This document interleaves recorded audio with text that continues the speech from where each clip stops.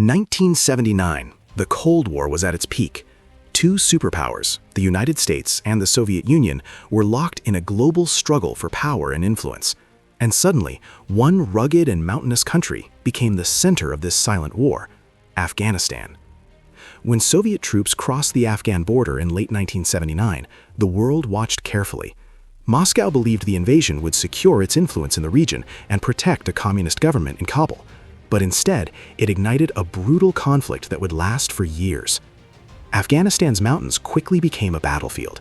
Soviet tanks rolled through dusty roads while helicopters dominated the skies above.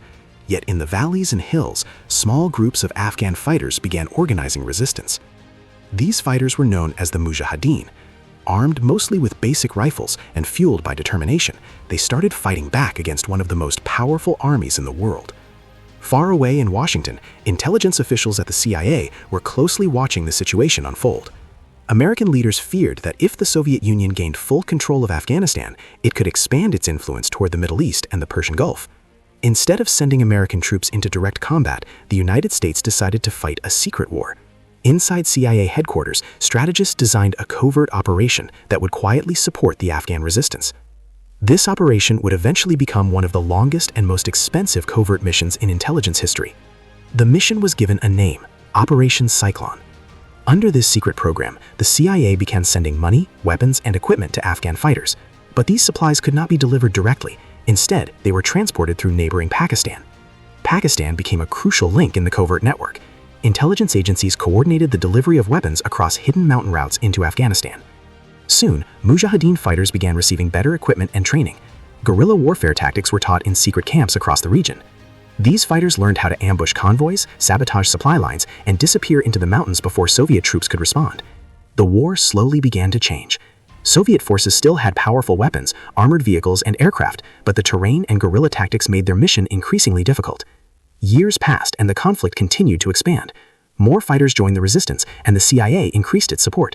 The amount of money flowing into Operation Cyclone grew rapidly. What started as a small covert mission became one of the largest intelligence operations ever conducted. But the most important turning point came in the mid-1980s. By this time, Soviet helicopters had become the biggest threat to the Mujahideen. They could strike quickly and dominate the battlefield from the air. To counter this advantage, the United States introduced a powerful new weapon into the conflict. It was called the Stinger missile. The Stinger was a portable shoulder-launched missile capable of locking onto the heat signature of aircraft engines. For the first time, Afghan fighters had the ability to shoot down Soviet helicopters from the ground. When the first Stinger missiles were used in battle, the impact was immediate. Several Soviet helicopters were destroyed, sending shockwaves through the Soviet military command. Pilots who once flew low over valleys now had to climb higher to avoid being targeted. This reduced their ability to provide close air support to ground troops. For the Mujahideen fighters, the Stinger missile became a symbol of resistance. For Soviet pilots, it became a constant danger hanging in the sky. The war continued across the mountains of Afghanistan.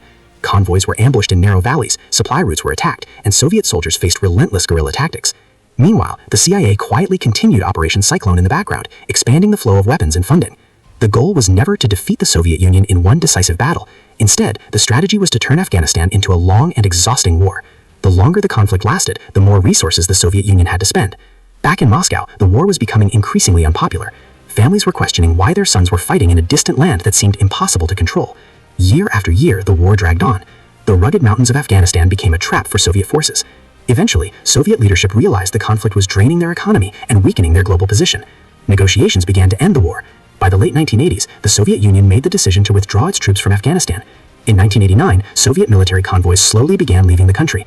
Armored vehicles crossed the border while helicopters flew the final missions over Afghan skies. For the Mujahideen fighters, the withdrawal marked a major victory. For the United States, Operation Cyclone had achieved its strategic objective. The Soviet Union had been forced to abandon its military campaign. However, the story did not end there. Afghanistan had been deeply scarred by years of war.